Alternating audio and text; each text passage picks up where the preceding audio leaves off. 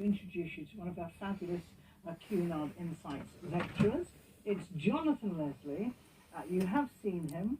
And today's talk at 10 o'clock, don't miss it, the space program, Mission to the Moon Part 2. So let's say hello and good morning to Jonathan. Oh, thank you for coming in.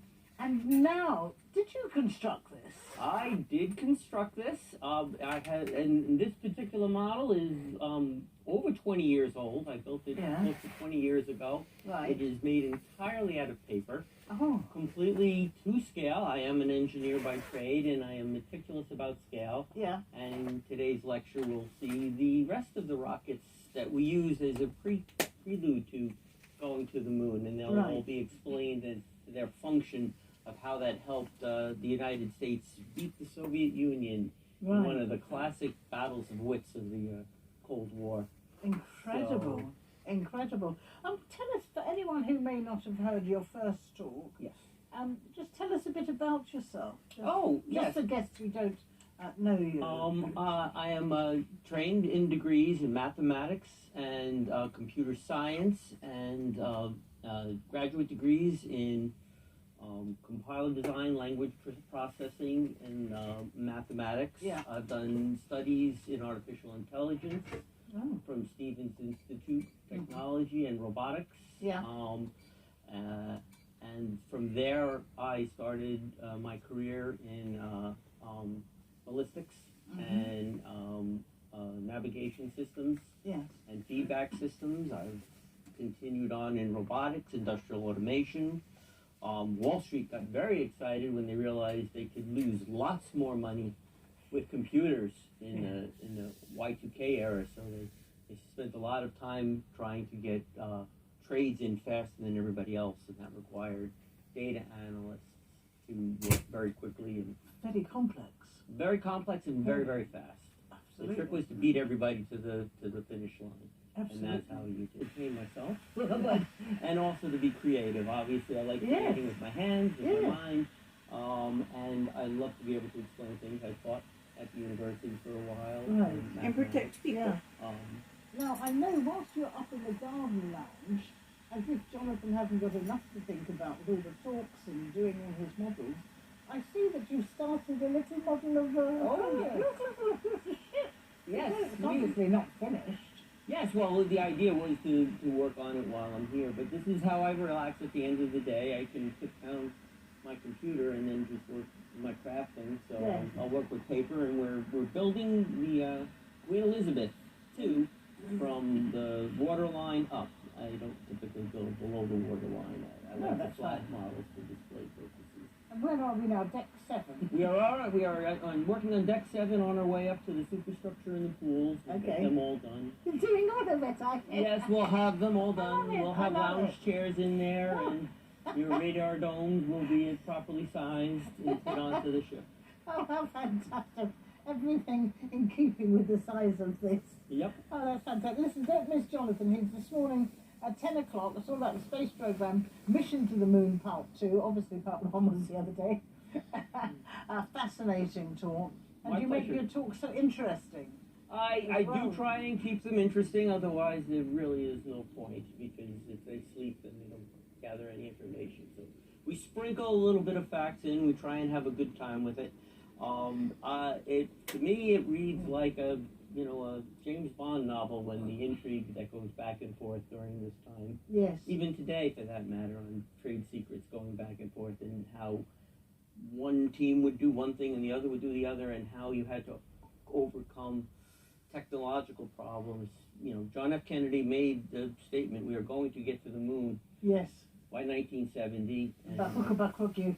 And especially with his sad death in the president role, that really became a mantra in the United States to meet that promise. So it was a major concern, an effort for the whole country. And actually the whole world. The whole world was actually involved in it. We had listening stations around the world that were following the flight going up. We'll talk about that as we continue our exploration of what it actually took to get to the moon.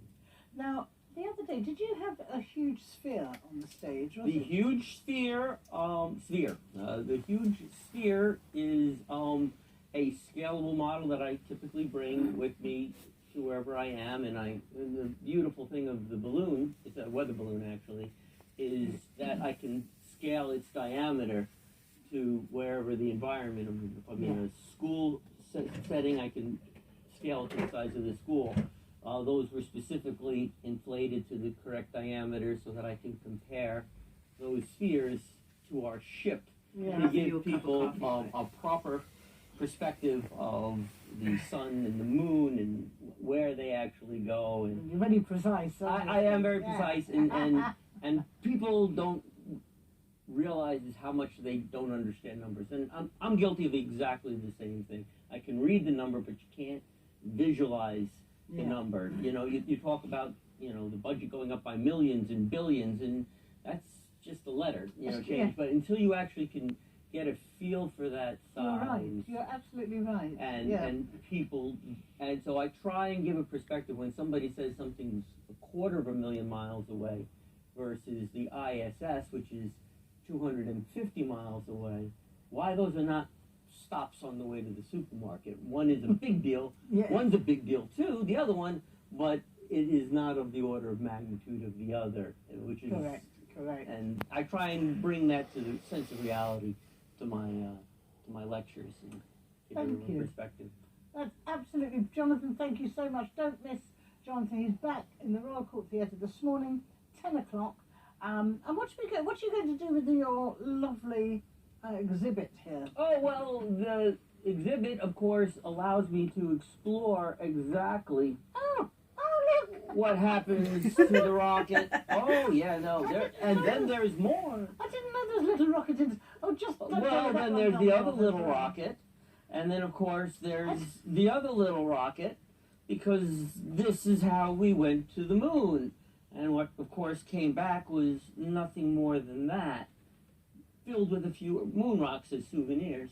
Amazing. But, so all of this was to support three men packed into this to come back to Earth and tell the Soviet Union we're a little bit better at things than you. That is amazing. So again, the whole thing gets played out, and Opposite thing. I want to know what you're going to do with this model. That's this model has been going back and forth with me for 20 years. Oh, okay. I originally built it to teach my children about the space program. It's a brilliant concept. I love it. It was in my office, and people came over, and I found myself lecturing on it all the time. And somebody had suggested you should do it in public, and here you are. And here I am, a few years later, still talking about it. There you go. Exciting people about the space program. Thank you. Jonathan Leslie in the Royal Court Theatre this morning at 10 o'clock. Fascinating speaker, fabulous items to show us. And this is just something he's working on in the garden. In his spare time. Thank you, Jonathan. Thank you for coming in. Absolutely, my pleasure. Thank you. Let's take another short break, then I'm going to come back with a star, one of the stars, in the Royal Court Theatre this evening. See you in a moment.